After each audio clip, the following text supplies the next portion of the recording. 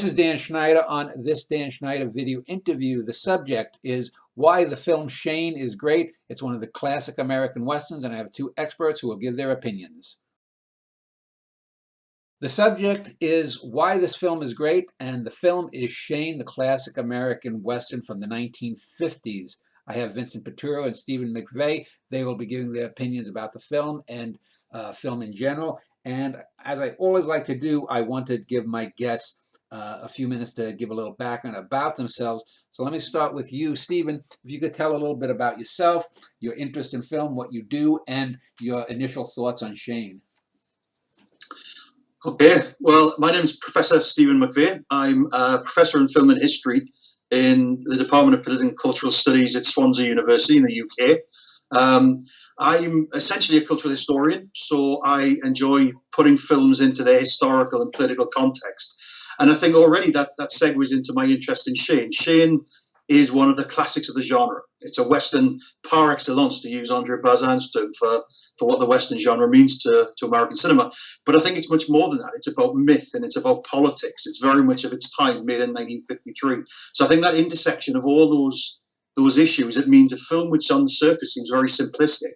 Good guy rides into town, saves town and leaves at the end, having solved something, is actually kind of belies a much more complex and complicated text. So I think, just as some opening gambits there, I think that they're amongst the reasons why I think Shane is a truly great movie. Before I go to Vincent, I just want to pick up on that. When I reviewed the film, I talked about what I call the mythic realism, because one of the things that when I saw the film, I'd seen it for years, and there were a handful of films like the famous the Christmas film with Jimmy Stewart, "It's a Wonderful Life." That you think are cheesy, and I think, oh, Shane, you hear all about. But then when I watch it, the movie subverts a lot of expectations that you have going in, and we'll get to that in a bit. Let me turn to Vincent. Vincent, if you could give a little background about yourself and your opening volleys about Shane and why you think it's great. Yeah, thanks for having me. Vincent Peturo, a professor of film and media studies at MSU Denver. That's Metropolitan State University of Denver, here in Denver, Colorado.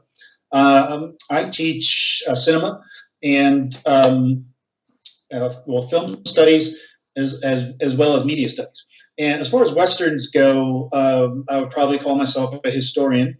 And I've studied the history of Westerns. I've written about Westerns quite a bit and published on Westerns quite a bit. As far as Shane goes, I'd like to look at Shane in several different contexts. One of those contexts is what you already brought up, the mythic realism of the film, but also how Shane fits into the larger continuum of Westerns in history. So in other words, how does it change what came before it? How does it set up some things that came after it? For example, the realism. For example, the violence. How is the violence handled in Shane? And so those are some of the things I would like to talk about as we move along today. Yeah, my take on the film, I would say that I think it's the best American Western outside of Sergio Leone. Leone did all of his stuff with the shots and what. But if I think of even Stagecoach and the John Ford films and all of the classic Westerns, I think Shane is the best of them. And one of the reasons, and I guess I'll start it off with this, I think a lot of the mythic realism we get is the realism that is filtered through the mythic eyes of Joey, the little boy. The film isn't directly told through his eyes, but it reminds me of Curse of the Cat People, which is told through the point of view of a little girl, and a film that's really trod upon, but I grew up in the 60s, Godzilla's Revenge, which is told from the eyes of a little boy. And in a similar way, even though this is clearly the best of those three films, I think Joey Starrett, in a sense, is kind of the central character in a sense. What is your take? Let me start with you, Vincent, first. What is your take about the character of Joey? And is this sort of his film in a sense? I think it's partially his film. And I think Joey represents a large portion, of the audience. And, not necessarily young boys at the time watching these films, but as far as an American audience being inculcated to violence. And the film does that through the character of Joey. Shane teaches him how to use a gun. His father, hadn't done it up to that point. Joey is witness to the brutal fights we see, between his father and Shane, the fight in the bar as well. So we see those violent episodes through Joey's eyes, and we realize that, well, the question there is he becoming enamored with the violence? Does he want to continue that violence? Or on the other side, is that violence disgusting and dirty? The town is it's not a beautiful town like we see in My Darling Clementine. It's dirty, it's ugly, it's muddy. Characters fall in the mud. But the violence, however, it is structured in a way so that we see Joey's reaction and we see Marion's reactions, and it shows the effects of the violence on Joey, on Marion, and therefore the effects of violence on the audiences. So I think in a way it is Joey's film, and it's a question of how does that violence affect him, and therefore, and I'd love to hear Stephen's reaction to this as well as a culturalist or cultural theorist. How does that affect the audience of the 50s? What's the comment on violence? Go ahead. Yeah, so released in 1953. This is the audience would have come out of the Second World War. I think one of the things I draw immediately a bit of attention to is George Stevens in all this. I mean, George Stevens was a director before the war. He'd made broad comedies, drawing room melodramas, women's pictures almost, I think one critic called them. He goes to war, he works with the Signal Corps, he's making films, he films D-Day, he films the liberation of Paris. Most importantly, I guess, he's one of the first American cameramen into Dachau, filming the concentration camps. When he comes back, the films he makes are violent films. They're films that are about the effects of violence on real people. So you look at movies like he makes the Diary of Anne Frank. He makes The Greatest Story Ever Told. He actually tells the Christ story.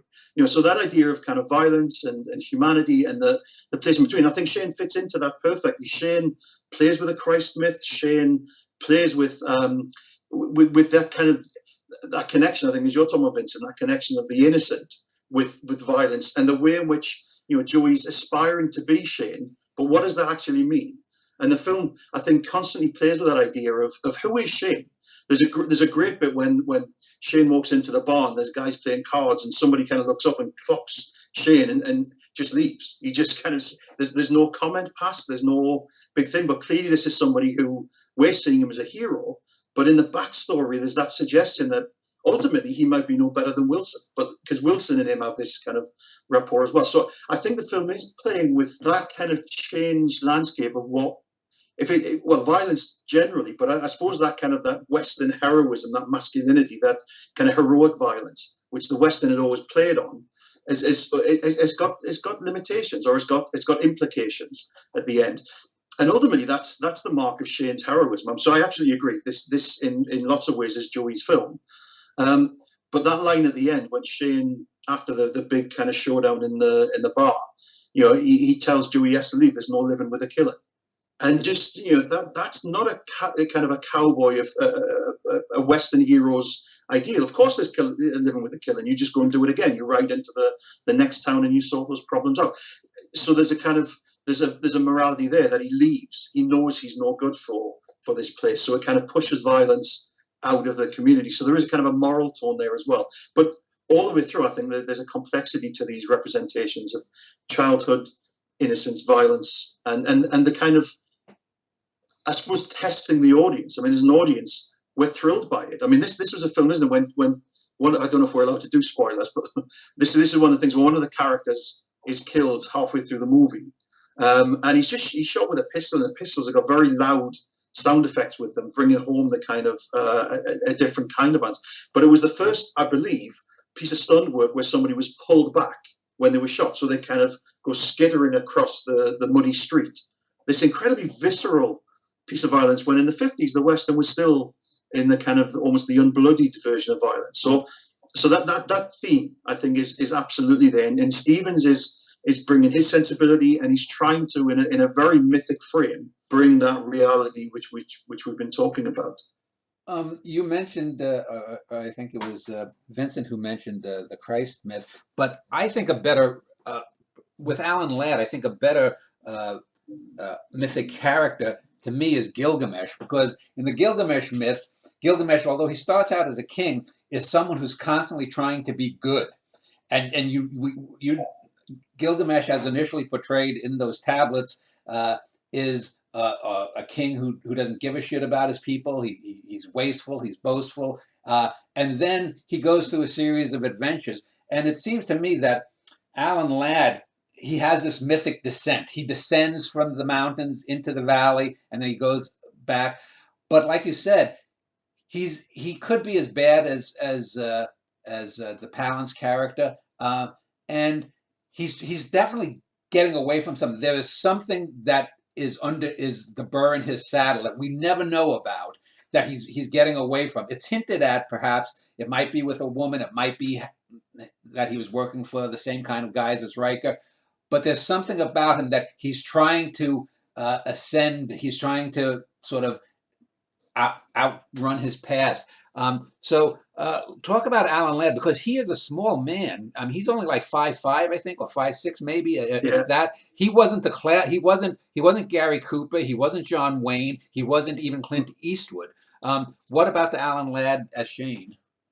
So if I can step in, I was going to say, when Vincent was talking about the kind of the boys' view of all of this, Raymond Chandler had a wonderful quote about Alan Ladd, where he said that he was a small boy's version of a man, small boy's notion of a hero. And I think, there's a great kind of connection there. You're right.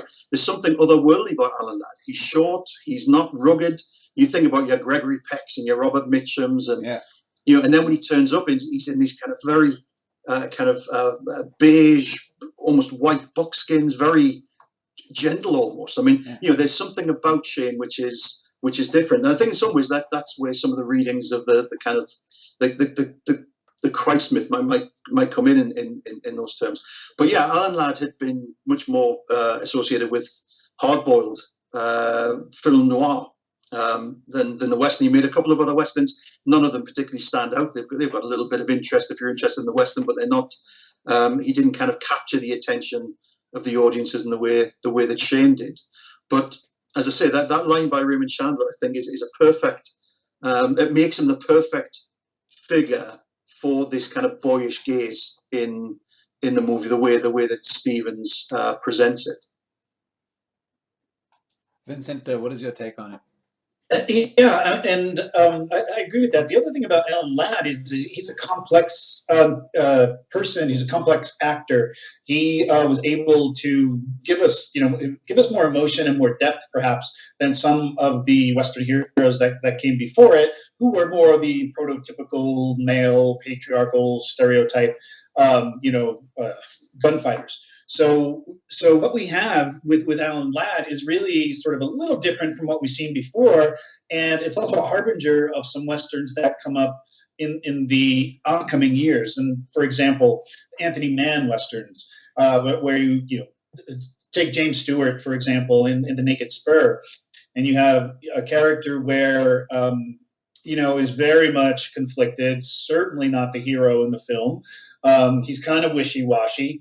But we get more interiorized psychological view of these Western characters in the Mann Westerns, and especially in The Naked Spur with James Stewart. And I think Alan Ladd sort of is the crossover character, and Shane might be the crossover film from the action-oriented hero Western to the more sort of psychological interiorized Westerns that come up later.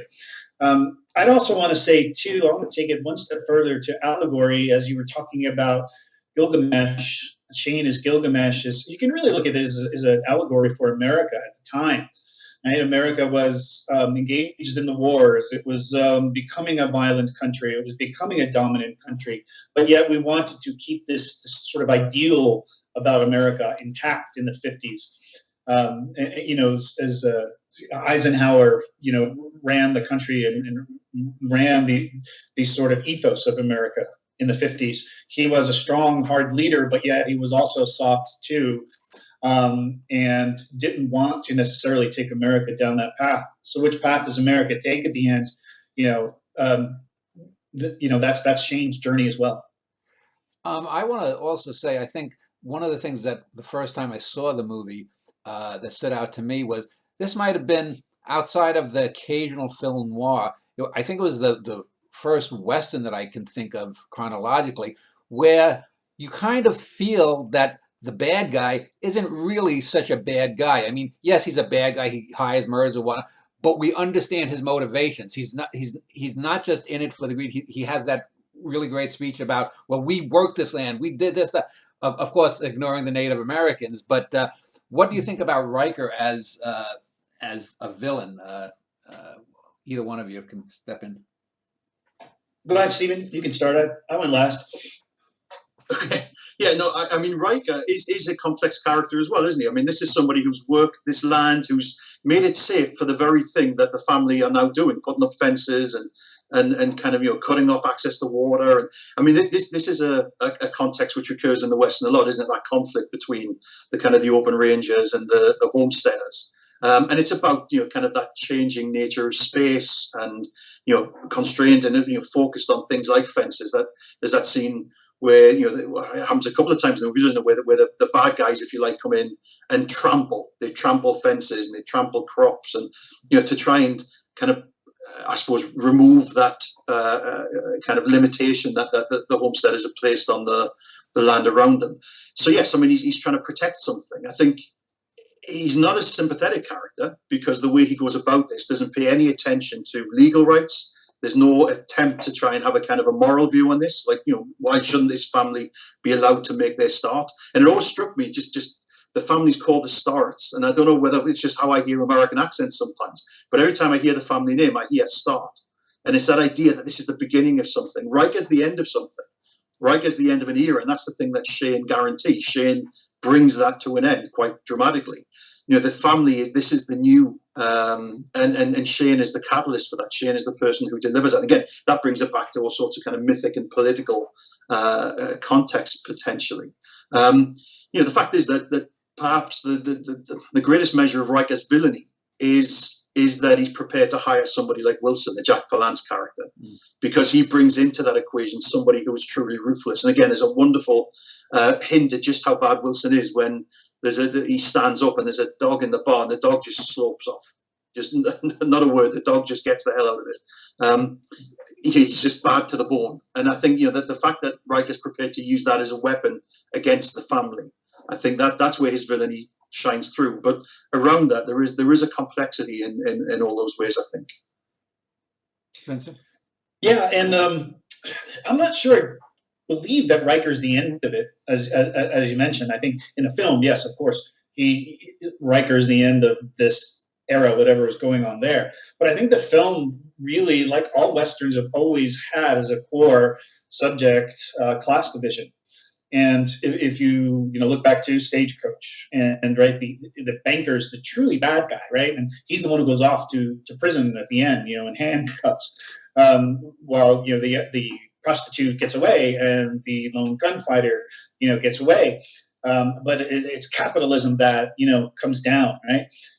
We sort of see the same thing in Shane, where Riker goes away, and this class division is very much a part of the entire film, where you have these Americans, and you also have these immigrants coming in and trying to get a piece of the American dream, and Riker's kind of stopping them from doing that, and they fight back against him with some success in the film. Is that real success? In real life, probably not. In America at that time, it's a time when corporations were taking over and people, were working long hours, et cetera, et cetera. So I think it's one of those cases of, I don't want to get too wonky theory here, but Althusserian Marxism, where we go to the movie, the bad guys lose, the little guys win, the American dream is real, it takes hold, but then we leave the movie theater, and is that really the case in real life? We haven't really beaten anything in real life. It's only in the movies. Go ahead. Go, Stephen. No, I was going to say, but I think in some ways, for an audience in the 50s, that's precisely what these films were doing. Shane and others like it. There are some outliers. I mean, films like Gregory Peck's The Gunfighter. I mean, that's a film that's very hard to leave the theatre feeling good about yourself or anything else. But I think that idea of kind of replaying these victories, replaying these things, that was what audiences, I think I agree entirely, be impressed by all these anxieties and the kind of the implications of the atomic age and all the things that have gone on since the end of the war. Yeah. But there's something about the film that gives you that thing at the end. And I mean, another thing which maybe we can come back to later on, I mean, I'm also very interested in the source material for this. So there's a novel underpinning this. It wasn't an original screenplay. Jack Schaefer wrote the novel in 1949. And the way in which the film kind of modifies aspects of this to kind of create the happy ending that I think you're critiquing there, Vincent. I mean, at the end of the novel, Shane is gut shot in the fight at the end. The implication is he's going to die in the mountains. He's not going to live very long. In the movie, he's winged. And the idea is he's off to have his next adventure. He'll ride back into the mountains and live to fight another day. And I think you're kind of addressing the kind of the material for the audience. The movie has to get to this point of, I don't know, it's kind of catharsis, isn't it? Everything can be okay. You leave the cinema feeling better. Whether you go off and reflect on it and think, actually, do you know what? We've just been sold a pack of lies here. That's I suppose a different thing. But cinema attendance and the numbers of cinema attendance, the happy ending was key to this. But I think the value of Shane is that it's none of it's easy, even though by the end of it things have resolved in inverted commas. Mm-hmm. The journey getting there has given the audience lots and lots to think about. You bring up the ending, and I was going to bring this up later, but since you said it, that in the novel he's likely to die. I think I was looking up. There was a late 90s film called The Negotiator where two characters apparently are arguing about whether Shane is dead at the end of the film. And when I first watched it, I didn't think anything of it, and I still don't, because he seems to be winged, and it fits nicely with that whole mythic descent into reality, back up into the heavens thing. I don't think Shane, in the film at least, is going to die. Do either of you have a take on that? Well, it's an interesting point because I've taught this film many times in the classroom, and every single time I teach it, the class is really evenly divided. Half the class thinks he's going to die. He slumps over, on the horse as he goes up, and the other half of the class, thinks he won't die because he is the mythic hero and he'll go on in that journey. I'm conflicted about it, and I love open endings. Huge fan of open endings. I'm conflicted about it. I'm not sure about it. I used to think early on when I taught this film that no, of course he doesn't die. But as I got on a little bit more and thought about it a little bit more and thought about the portrayals of violence and the ugliness and the dirtiness of it, I think there's a good chance he does die. How about you, Stephen? Yeah, I think I'm still kind of wedded to the mythic thing, because by the end you see that entire final sequence through Brandon DeWilde. Come back, Shane, come back, we love you. It's very much this kind of eulogizing of that kind of heroism. So if we are seeing the film in some form through the boy's eyes, of course he doesn't die. Mm-hmm. I think that that's the kind of, that's part of it, is that this kind of mythic figure goes on because we kind of need him to. That's the purpose of myth. So now I'm much more. I mean, I teach Shane as well, but I've also used the novel in teaching to draw the differences between the films. And one of the key things about the novel as opposed to the film is we do have that kind of perspective of Joey in the movie. It's much more pronounced in the novel because it's actually the older Joey, and he's called Bob in the novel, but like reminiscing about when Shane was in the valley. So it's this dual narrator, because you've got the old Joey, remembering what it was like to be the young Joey with this character in his life, and so that the kind of the layering and of that relationship, I think, is obviously much more complex in the novel. But Stevens does a pretty good job of capturing some of that in the screenplay. Well, A.B. Guthrie Jr. wrote the screenplay for. There's a whole thing I could talk about with Jack Schaefer being shunned from being involved in the writing of the screenplay, much to Schaefer's own chagrin. But I think Stevens and Guthrie kept a lot of the complexity, the myth. Schaefer was somebody who's very interested in mythology, all sorts. I mean, you talk about Gilgamesh, we talked about the Christ myth. The other one is Arthur and Guinevere and Lancelot, and that triangle that develops between Joe, Shane, and Marion. is another myth that you can kind of trace in almost a kind of a psychosexual way in some ways. Possibly stronger in the book than the film, but I think certainly into that. Now that you just anticipated another thing, I wanted to ask about that.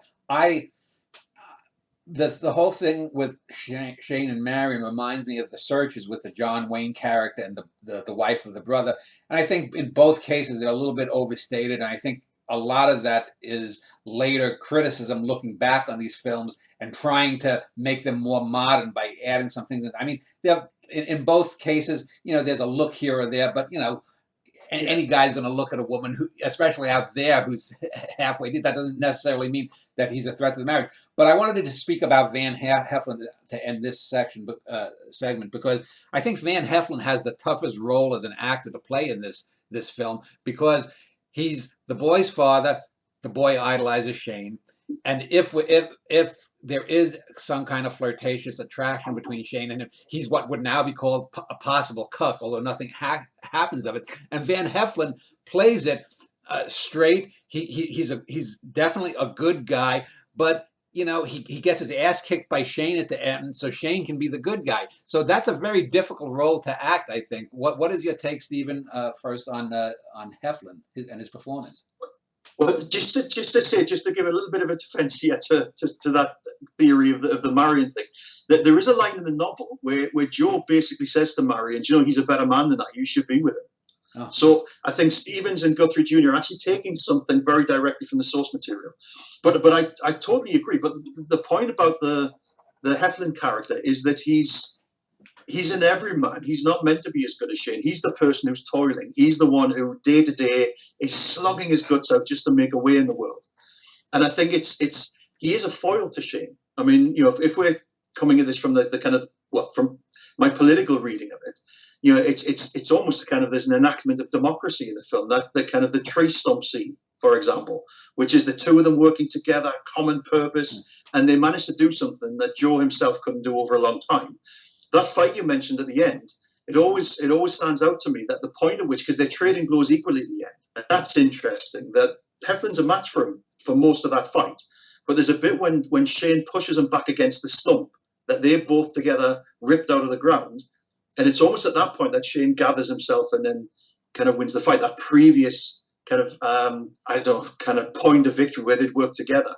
So this is, I think there's something kind of heroic, obviously, in the way in which Shane sacrifices himself for that. But there's inevitability, because Heflin is as I said, the everyman. He's just Joe Ordinary in the face of these greater historical forces, these greater mythic struggles. And before I'll get to Vince in a second, is there ever been, I think, in an American film up to that point, a more realistic fight where the supposed hero Shane isn't totally dominating? I mean, this isn't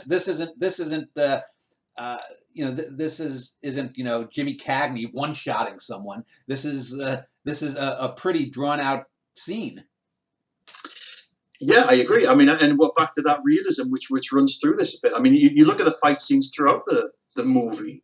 Some of them are pretty shocking. They're brutal. I mean, there's blood and there's injury. I was in preparation for this. I went back and watched. I've seen the movie lots and lots of times, but it's still a great movie to go back to.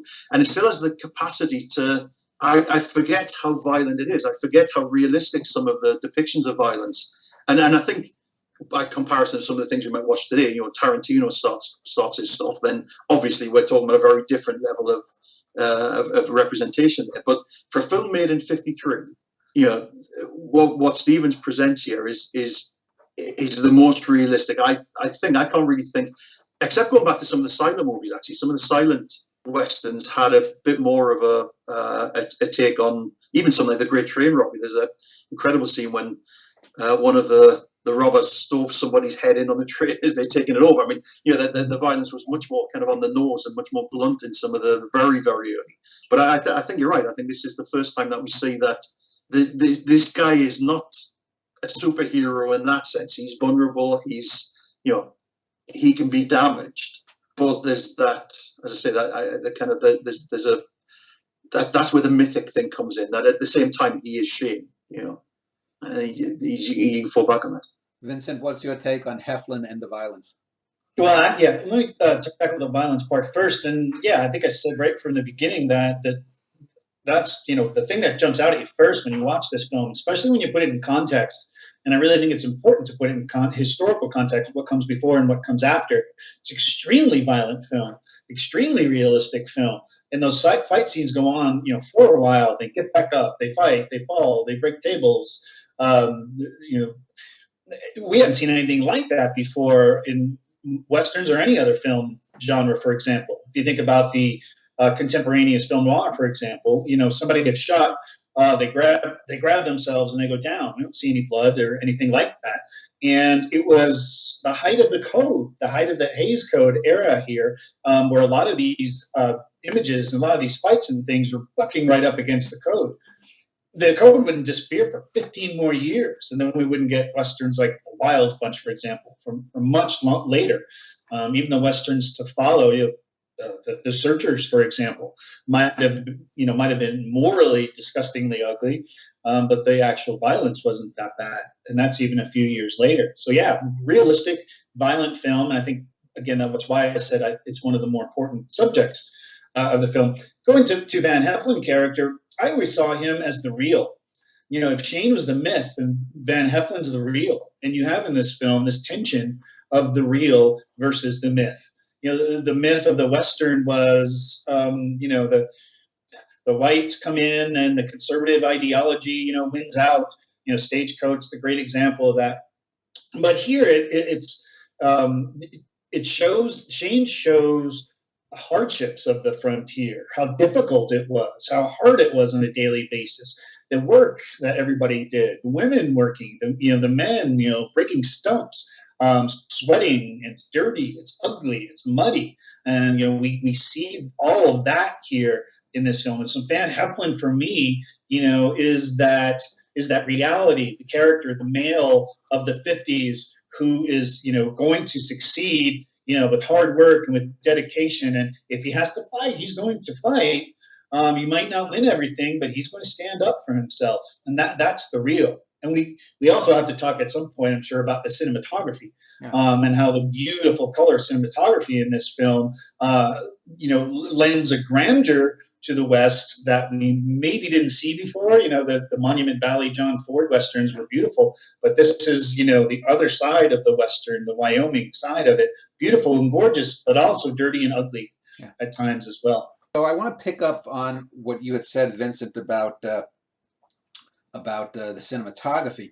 For me, the most iconic thing about them is when, and I don't know, the camera trick where the Grand Tetons are made to loom up larger than they really are. You see in some of the broader shots them as they are, but there's that comic book panel effect almost where the mountains loom up, and I think of a more recent film like Y Tu Mama Tambien, when the Andes are shown, and people will talk about, the great cinematography of the mountains, or the one about the kid who goes up to Alaska and dies on the bus from the wild into the wild.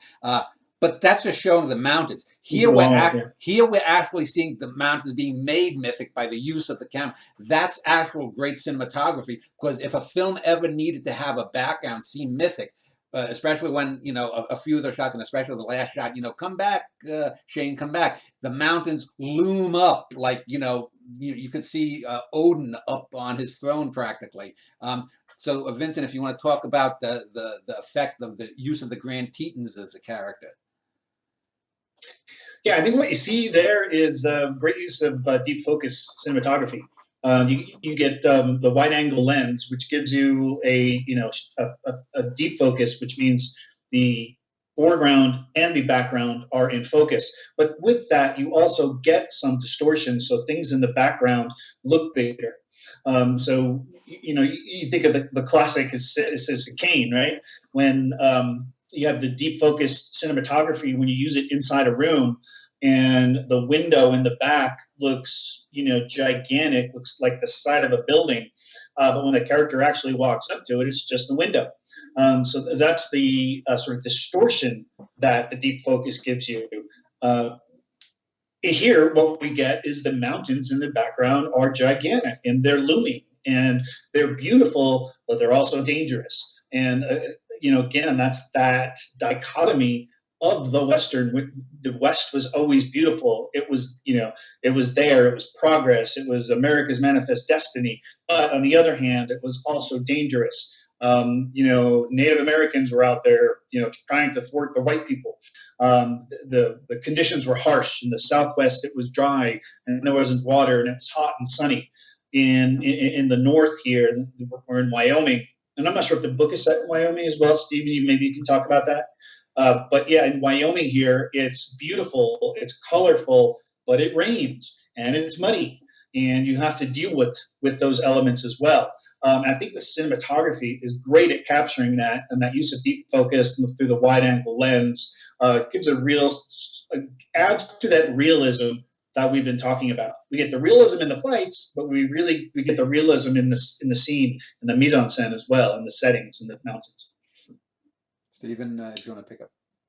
Yeah, no. So I think that's right. I think the way in which the landscape is a character in the Western is almost a cliche. I mean, the way in which the kind of the backdrop becomes part of the narrative, and in Shane it does that. I mean, the opening titles, Shane literally emerges from the mountains. We see the shot from behind, and he just seems to appear from that space, and then he disappears into the darkened mountains later. So the fact that the cinematographer makes the Tetons mythic in that way, and I think is important. The other thing that strikes me in that kind of natural context is the way weather works here. I mean, it's a very different, as you say, it's very different weather from the kind we're used to in the West, in all sorts of ways. It's wet, and it's there's elements of lush, and there's mud everywhere.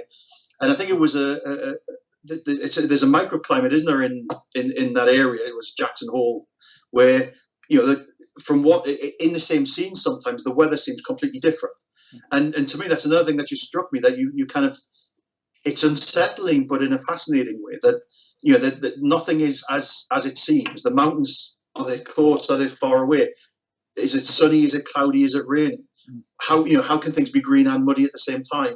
And it's there's a clever kind of, I don't know. I mean, all these things come together to give the film that otherworldly feel. So we're talking about, again, it's that intersection of myth and reality, and all of these things play into that kind of working together to produce a Western which is unique.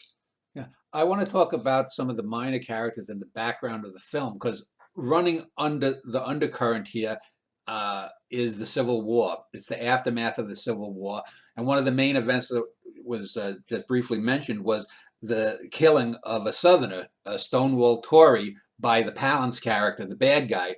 And that's at first it seems that it demoralizes the homesteaders, but then they sort of rally around it when they're burying him. And so let's start with you, Stephen. Talk about the background of the Civil War behind the scene of this film. Yeah, so I mean, well, the novels, I think the novel's specifically set in 1888 or something like that. So I would imagine it's the same kind of thing. So what 20 years out from the end of the Civil War in Shane. And I think the Tory character is really interesting because he's kind of a figure of fun, isn't he? That he's the defeated. They make fun of him. They whistle in kind of Confederate tunes and all of these kind of things. But it is, as you, he's sort of a prototype of the Joe Pesci character, the little guy with a chip on his shoulder. Yeah. He is, and he really has. That's it. He's the one who you're almost kind of shouting at the screen, "Don't do it!" When you can see he's provoking and he's starting to, when he goes in the saloon. I can't quite remember the lines of dialogue, but when he's provoking Riker and Wilson. So and it ends badly for him. So he's a figure of fun. He's somebody who within the community has a very specific kind of place. But I think you're absolutely right. He's the person who then galvanizes the action. This is the thing that the community is constantly in threat from the very beginning of the film. It kind of fractured, isn't it? That people are getting ready to leave, and Joe has to keep kind of bringing them back and holding them in. And I think it's Tori's death which brings them together. It's that step too far. And I suppose that the kind of healing wounds and things. I mean, the idea that this Confederate who is the butt of all these jokes that he becomes so important to the community that he becomes this figure, which then is part of the kind of the victory at the end of the film when things are resolved. I think is interesting. Vincent? Yeah, I mean, to take a bigger picture kind of view of all that is the Civil War has always been a backdrop and was always a backdrop in Westerns, for the most part. And the great thing about Westerns in general is that it says so much about the time period in which the film was made, but it sets it in the past. I always say it's the sort of other side of the coin of science fiction. Science fiction talks about our contemporary society, but it sets it in the future and gives us a safe distance away from it. Westerns do the same thing in reverse and puts it in the past. So when you have a film like with Shane, or you see that in the Searchers as well, as you have this post-Civil War male figure who was engaged in this violence and is a violent person and is fighting. And in the West, those you have that regeneration through violence idea that Richard Slotkin always talks about. So you need those violent characters to win and to defeat the enemies. Well, what happens when that's over, and what happens when those men come back? And so the Western, it has those Civil War characters, and the great example, of course, is Ethan in The Searchers, and how he can't give it up. He can't give up the fight, and he can't give up the prejudices, and he can't live in this society. Shane kind of says the same thing. So what does that say about the contemporaneous time period of the 50s? Where you have those men there, like Shane, like Ethan, but then you have the other men who maybe aren't carrying that with them anymore, like the star character, Van Heflin. And so those other characters, those background characters, kind of represent for me those immigrants of the 50s, right, who need to be represented in society, who also need to work in society and to progress in society for America to be the country that it wants to be, the good country, the moral country. And when one of those characters is killed, like if one of those characters is those countries, of the war, England is damaged, while America, galvanizes, comes together to the rescue, like they did in Stagecoach. And you see that kind of here, Stephen was saying, that galvanizes the community, and they come together, right, to fight the common enemy. And that's what America does. That's moral America. Go ahead, Stephen.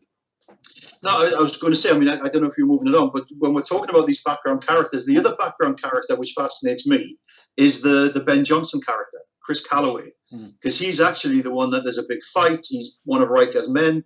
And yet somehow through that interaction with Shane and what Shane stands for, he's the one who comes up, all busted up, and to tell him that there's a trap in town. So Calloway's transformation, again, thinking about some of the ideas that Vincent's talking about, the way in which, dealing with violence and dealing with the implications of violence, and when is enough violence enough and too much. And I think Calloway's transformation, his kind of change of heart, whatever it is. And I think the line is when Shane says to him, "Why are you telling me this?" And he just says, "Well, something's kind of come over me."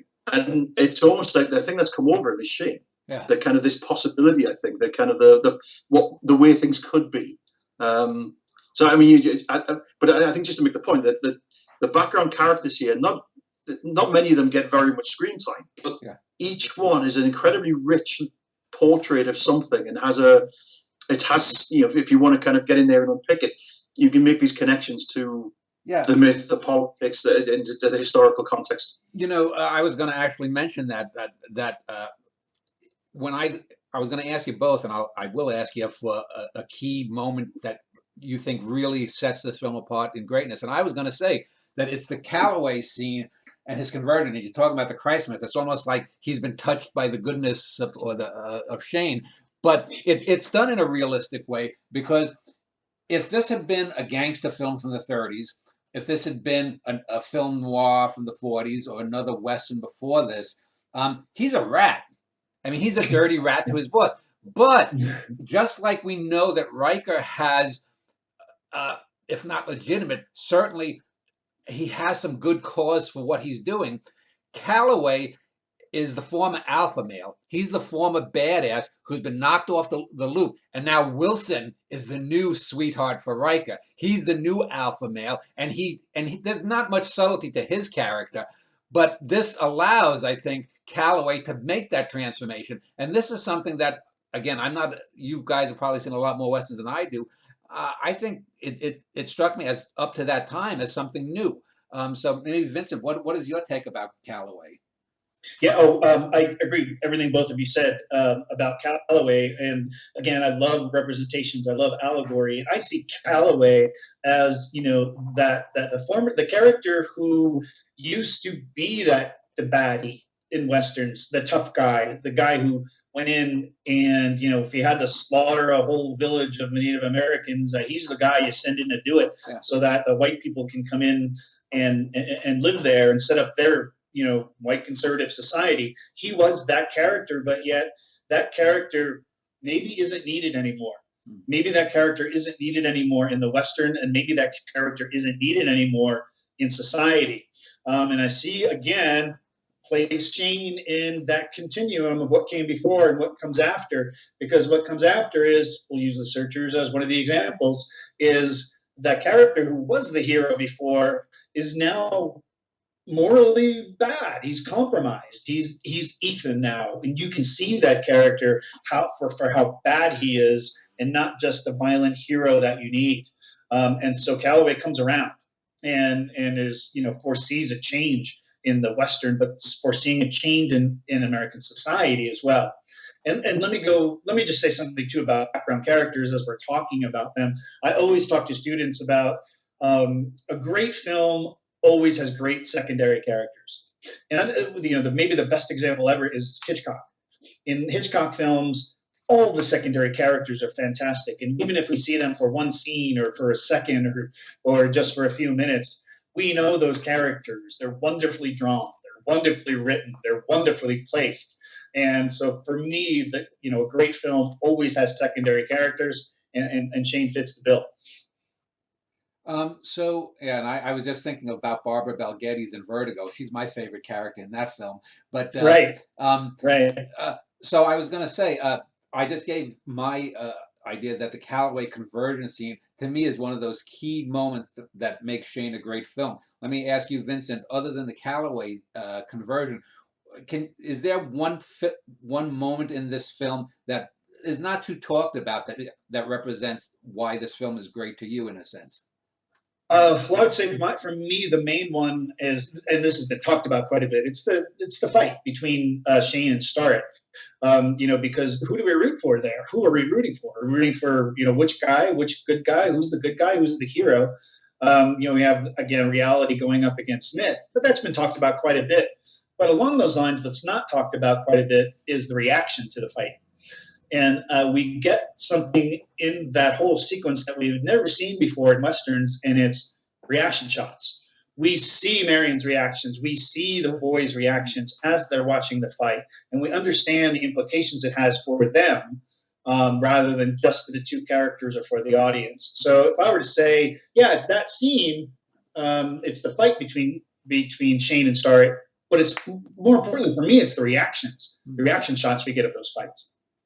How about you, Stephen? Is there, other than the Calloway scene, which we mentioned, what's a moment that stands out for you? So, I think there's a few moments stand out, but I think we talk about, so Tori's killing is one that stands out, but I think in some ways it's a milestone in kind of action cinema in some ways, in the kind of depiction of violence. I think a scene which is possibly talked about less, but I think is a real pivot, and again, in that kind of continuum idea that Vincent's talking about, is the bit when Shane is showing Joey how to shoot. And the conversation that develops in that. So Joey's got that kind of heroic notion of the gun being this exciting thing. When we first see Joey, he's hunting deer with a kind of carved rifle. There's a bit of stick carved into a rifle. So Shane is starting to teach him, and then Marion comes across them doing this, and she's not happy. And the conversation that ensues leads to that great line, which is almost when you put it in the context of the Western. The gun is only a tool. It's only as good or as bad as the person holding it. And there's a complexity to that idea, which I think, again, if Shane is the film that puts the Western on a slightly different path, that's one of those ideas that I think previous to that, the person holding the gun is the good guy, or you know, the kind of the gun is a force of good. It's that regeneration through violence. Obviously, bad guys pick those things up as well. You know, when John Wayne, we get him in Stagecoach and he's twirling the rifle like it's a pistol, and you know, there's a kind of a celebration of that. And Shane, in that one piece of dialogue, undoes a lot of that, and it's that point of reflection. It's like, you know, this really is about the person who's holding it and is capable of using it. I guess that's the thing that it sparks for me, is that it puts the whole notion of Western violence and the gun and everything else there on a completely different path. I want to ask you. Go ahead.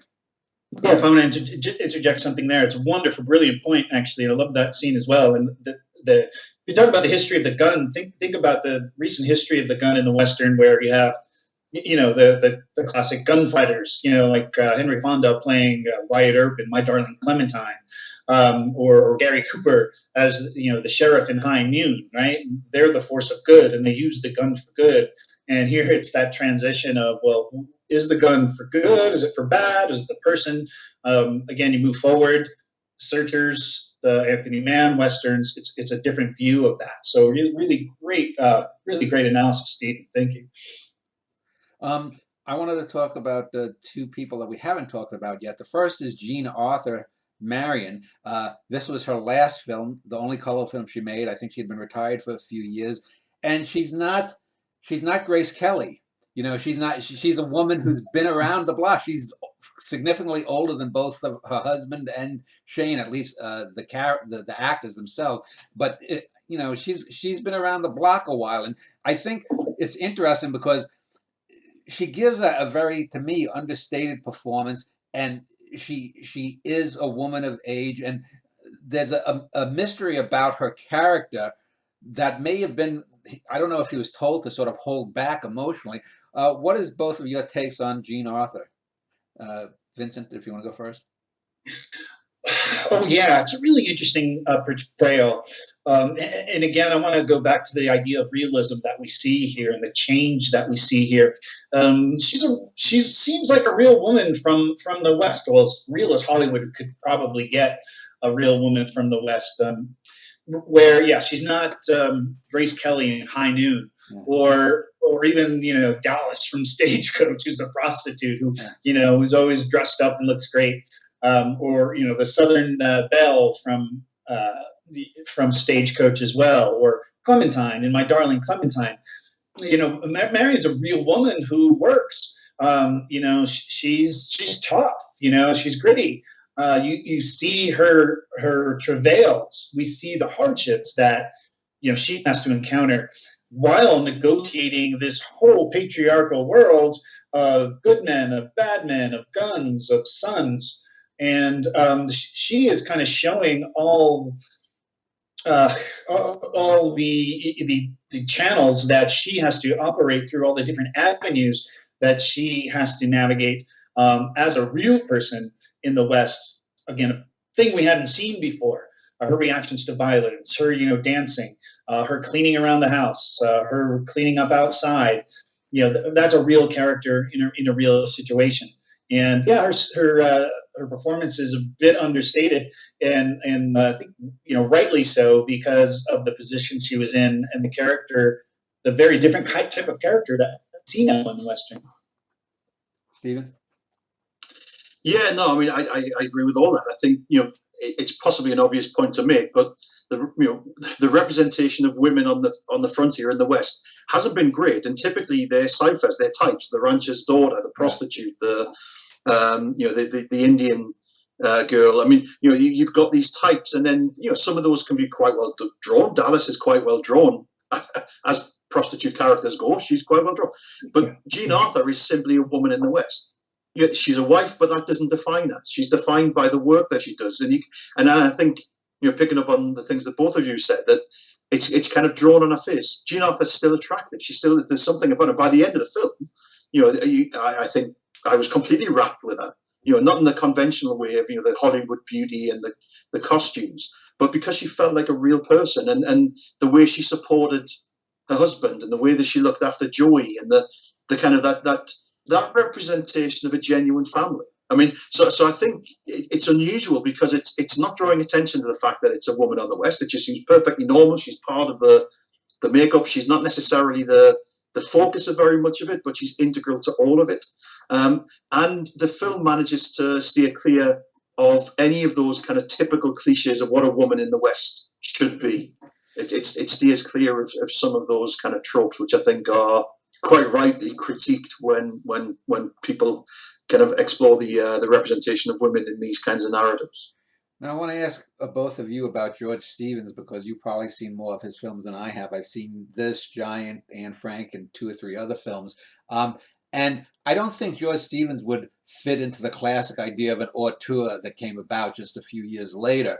But would he be an auteur? Because it seems to me, for the films I've seen, he changes to suit the tale that he's telling. And so if assuming he reads this book and he's got this child's eye view and the mythic stuff, he brought what was needed to tell this particular story. And to me, that's the mark of a good director, even if he's not a great director in what we classically think of auteurs, whether it's as early as Frank Capra or Orson Welles or now. What is your take, Stephen, on Stevens as a director in general and this film? So I think I agree. I think Stevens is one of those directors. There's a few of them. Somebody like Delmer Daves is another one where they've made some incredible films. They've got a rich and varied kind of filmography behind them, but nothing that defines them. There's no signature style. There's no signature theme. I think Stevens, after the war, his films are focusing on the kind of things I talked about earlier in terms of violence, humanity, all of those things, the things that he kind of confronted in his experience in the war. But I think, yes, he's somebody who simply made films. He told stories, and he told stories very well, but not with that kind of, I don't think with that kind of, those signatures that we would expect. Within all of these, I would probably put Shane as his greatest achievement. I mean, there are some interesting movies in his portfolio, Place in the Sun and Penny Serenade, and there are some interesting ones from right across from across his career. But I think Shane is the one that seems to me to be the most Stevens of his films, given the little bit I know about him, and certainly I say his post-war biography. I agree. He's not an auteur in that sense at all. How about you, Vincent? What's your take on Stevens, the director? Well, Stevens was a studio director. And, a lot of times that's a pejorative term, like, he was a studio director. On Friday he wrapped a Western, and Monday he came in, was handed a script on a film noir, and 2 weeks later he was doing a sci-fi film. He was, in that Hollywood system, and that's how it worked. But his brilliance is that, as Stephen was saying, he was able to tell great stories no matter the genre. You think of the other great studio directors, Billy Wilder, William Wyler. They could take whatever material and turn it into a great film.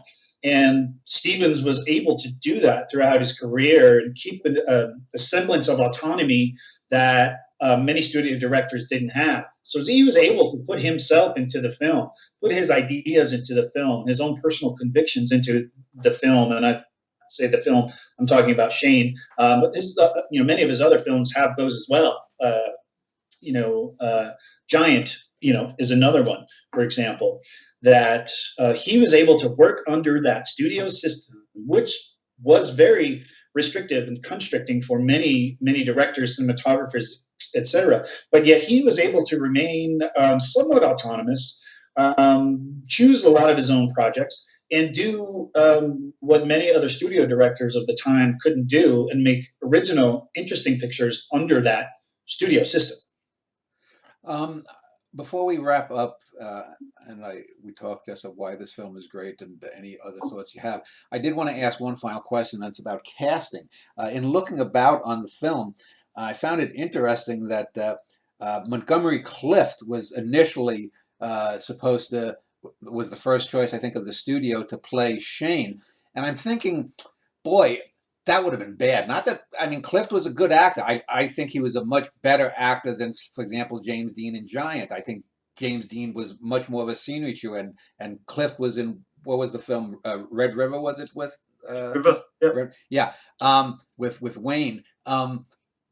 But I can't see him as Shane, because one of the things that makes Shane mythic is, while we know he has depths, when we see Alan Ladd, there's a certain blankness to it. It's almost as if he has a mask on, and we know there's machinations going on. If if Monty Clift had been there, we would have had too much angst. We would have had too much sweating, too much need for the close up.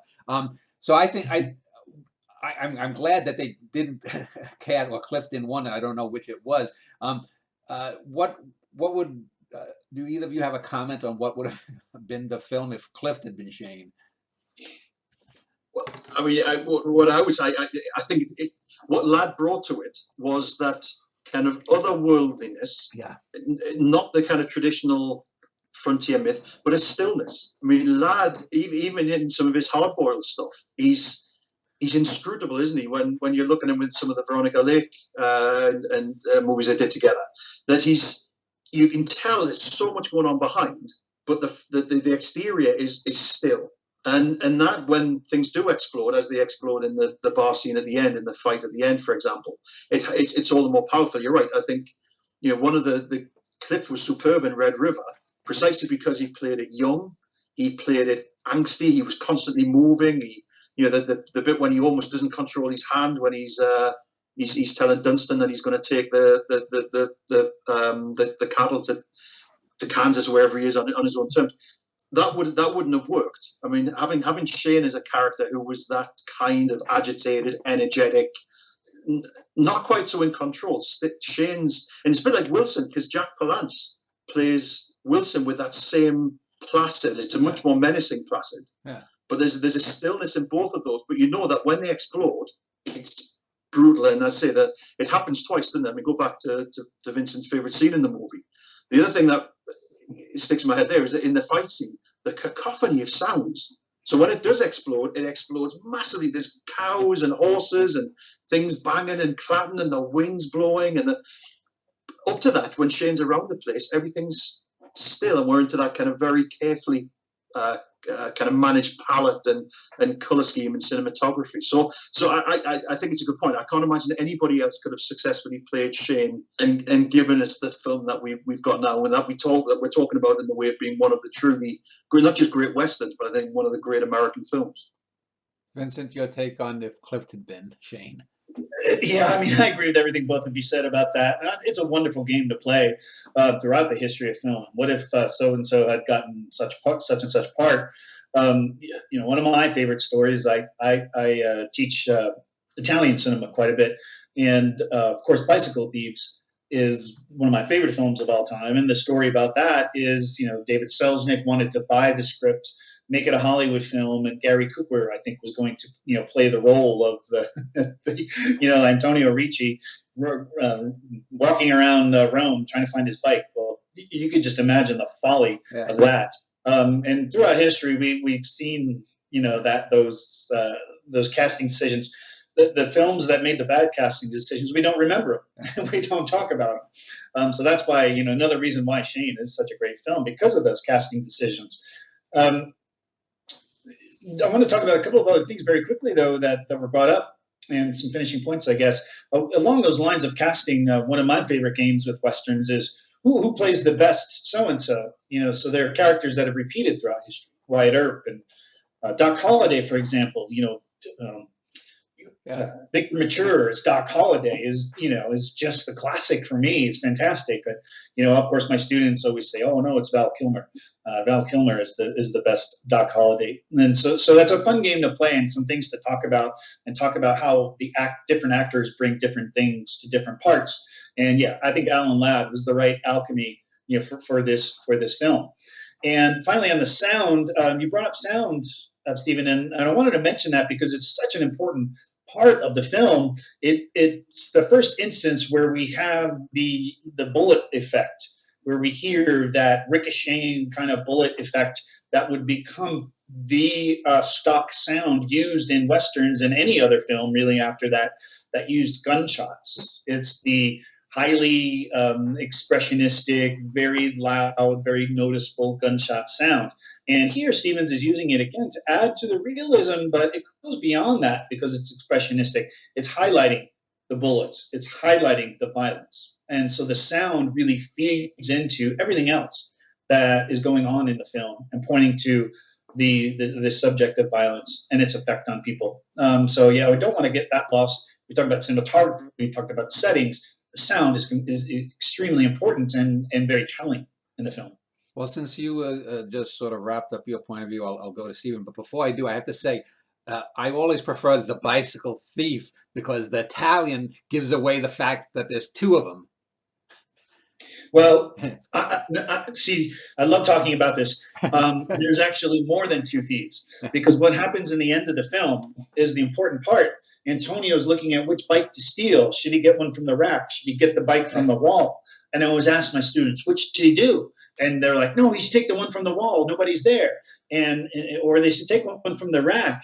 And I say, see what the film has done? It's turned us all into thieves. So that's the true title for me in plural. We all turn into bicycle thieves. That's an interesting point. But getting back to Shane, Stephen, if you could just wrap up, I guess, your final opinion on, for anyone who hasn't seen the movie, why they should see it. Well, I think, I mean, all the reasons we've said, I think it's the pinnacle of the genre in all sorts of ways. It blends the kind of historical setting, an authentic Western setting with all of these mythic dimensions. It sets up kind of patterns of heroism and kind of patterns of violence, patterns of I guess what success might look like in this kind of narrative, who the good guys are, and how you can't actually trust any of those. So I think for all those reasons, it's a great movie. But the other reason I think it's great is its legacy.